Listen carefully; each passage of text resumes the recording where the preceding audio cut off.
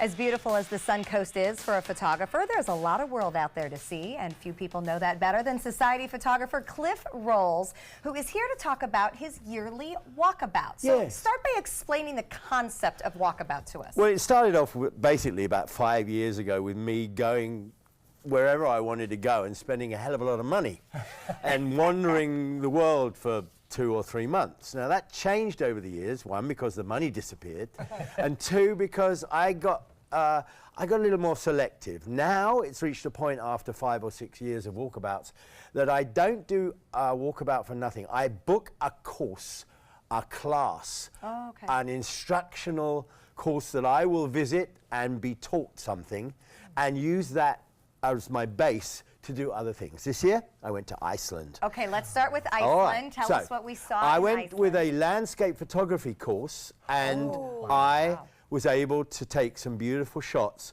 through the instruction I received from a man named Dan Ballard of the beautiful country of Iceland. It's covered in lupins wherever you go. And of course, now we're at the period of Northern Lights and no darkness whatsoever. So these are all taken at 1, 2 o'clock in the morning. Which is just amazing. It's like, you know, basically your sunrise starts 10 minutes after your sunset. So we used to go out at 10, 11 o'clock at night, and we used to shoot. Now, when you shoot landscape, it's not like shooting Michael's on East Luncheons. It's basically tripod with a lot of instruction to go with it and long exposures. So I spent a week with this man and 5 other photographers.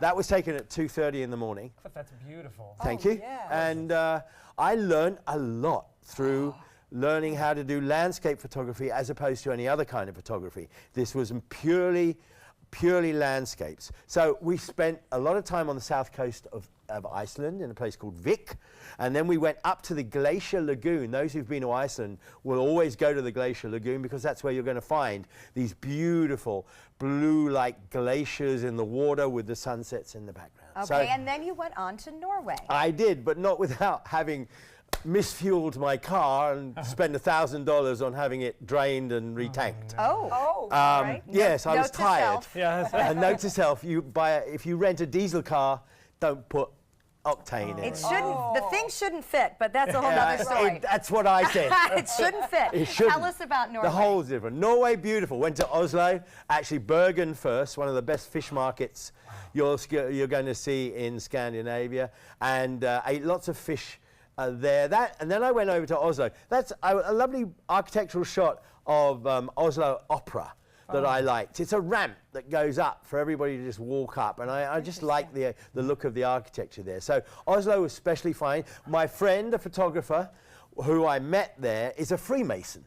I don't know much about them, but he took me to the Freemasons wherever they meet and let me photograph their architecture in the building. And as you can see, ain't too shabby. Not at all. So I had a good time. And then I had to get from, I went all over the place on boats, on trains, and on coaches and everything. This is Flam railway station. In the middle of getting from Bergen to Oslo, you go all over the country, and you get beautiful views of waterfalls, and you get forests and everything else. We were lucky. The sun was absolutely gorgeous. When you needed the clouds for atmosphere, they were there too. So Norway, fantastic country to visit. Followed by Stockholm. Followed by Stockholm.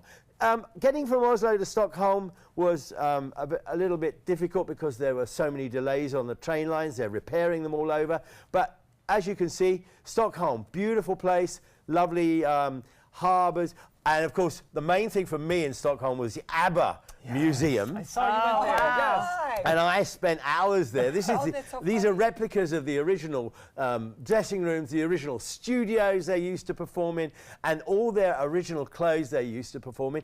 And what I come back and I look in the paper and I see they've recorded some new songs. They've got back together again. So we're going to. But of course, I was bopping to Waterloo the whole time because you get all the old stuff coming in on the microphone, on the loudspeakers while you're walking around that museum. Absolutely fantastic. All right, well, we are running short on time. Cliff also went to Copenhagen. Copenhagen and was Hamburg beautiful. As part of it. Yeah, I've got to say, Copenhagen was wonderful. And then I went down into my old home of Hamburg. And from Hamburg, I flew to Dublin. And from Dublin, I flew back to JFK. And then I flew back here. Wow. And I'm jet lagged. And what country are we in? But it was worth every second. We are glad you're back on the Suncoast. It's good to be back. I know 2 little girls are glad you're back as well. There they are. That's how they got greeted, of course, when you came back. But a lot of fun to take those trips, of course. Cliff out and about on the Suncoast, out and about in the summers in the world. Yeah. So we're glad you're back. Thank you very much Thank you indeed. for sharing your pictures. To see more on all of his adventures and his activities right here on the Suncoast, you can visit Cliff's website at cliffrolls.smugmug.com. And next month, events again for September. All right, it's time. Summer's short here.